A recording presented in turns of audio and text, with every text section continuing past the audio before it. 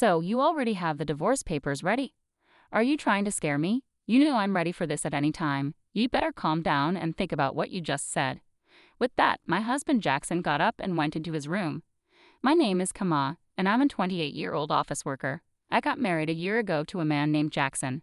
We met on a blind date, and after dating for a year and a half, he proposed to me. Although I thought we got married a bit too soon, I'd always wanted to be married and have children before turning 30, so I accepted his proposal.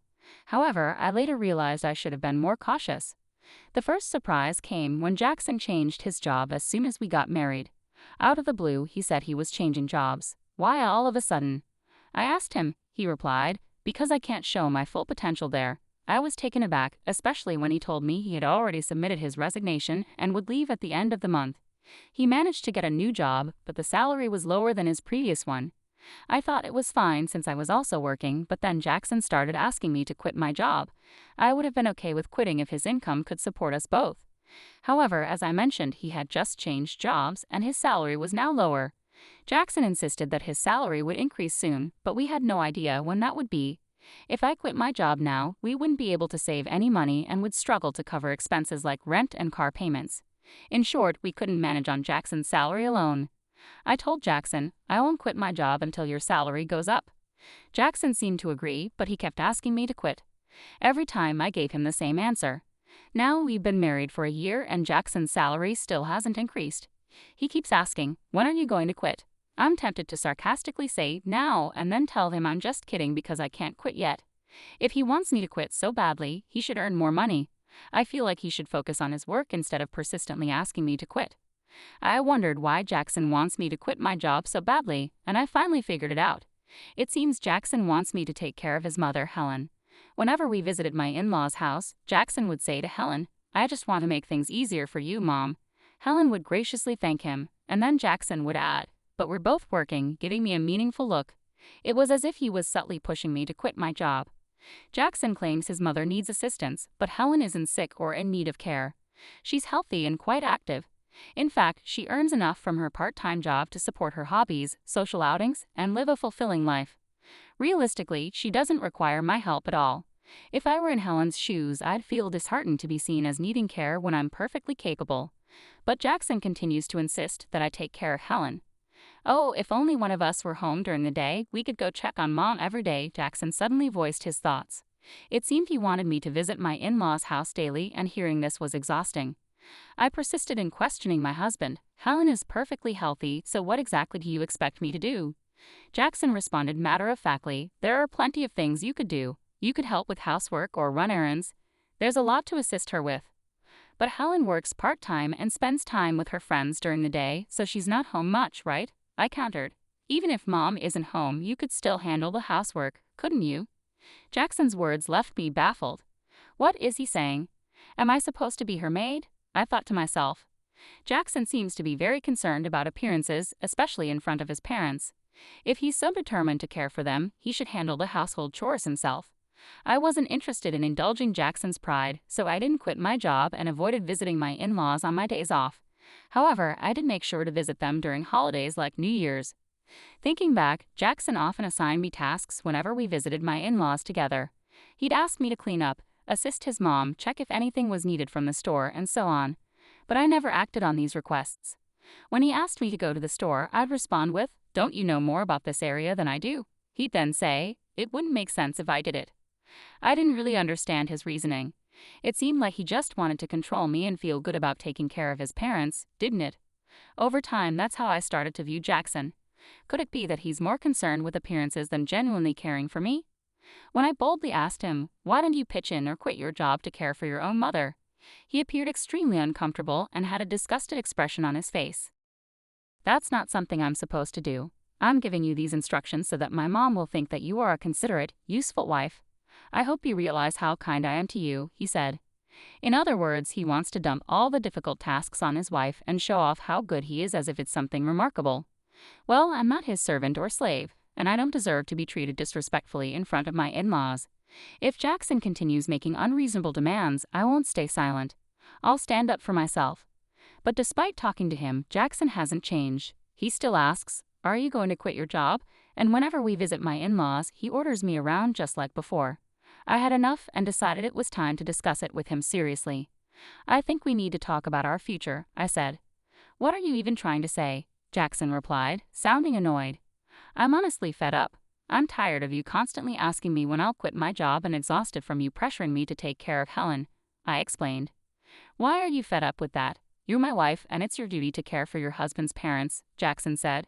Don't you think that's a huge responsibility for me? Shouldn't you, as their biological child, be responsible for helping with the housework and taking care of your own parents in the first place? I asked. No way, it's the wife's duty to do it. Are you the kind of person who doesn't care about family? I'm really disappointed to hear you say that, Jackson responded. Then let me ask you this, how have you been taking care of my parents? If I asked you to care for my parents, would you do it then? I questioned. Jackson stared at me blankly. What are you saying? Why should a husband take care of his wife's parents?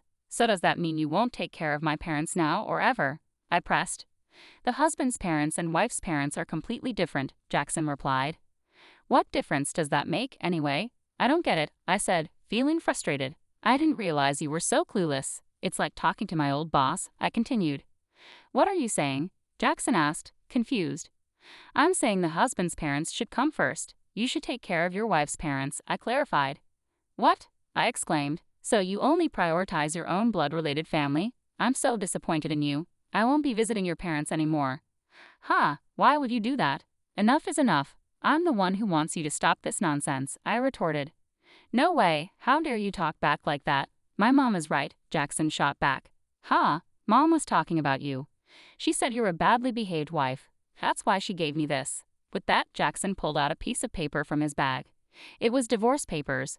What? You already had divorce papers ready. I was shocked, but Jackson seemed strangely proud. See? I scared you, didn't I? I'm prepared for this anytime, so think about what you just said, Jackson declared smugly before leaving for his room. Unbelievable. Why is Jackson so selfish?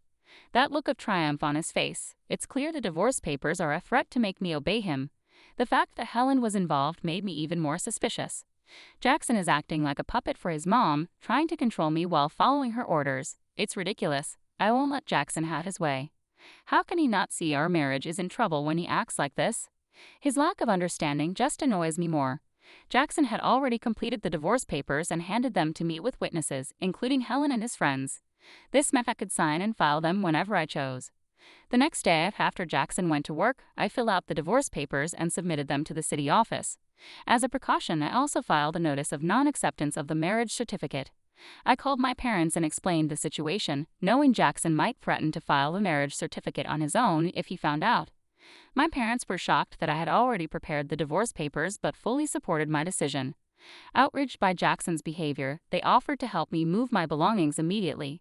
Taking a leave from work, I had my parents come over and relocate all my things to their house while Jackson was away. I decided to stay with my parents for a while. It was the first time in a long time that I felt truly comfortable and at ease in their home.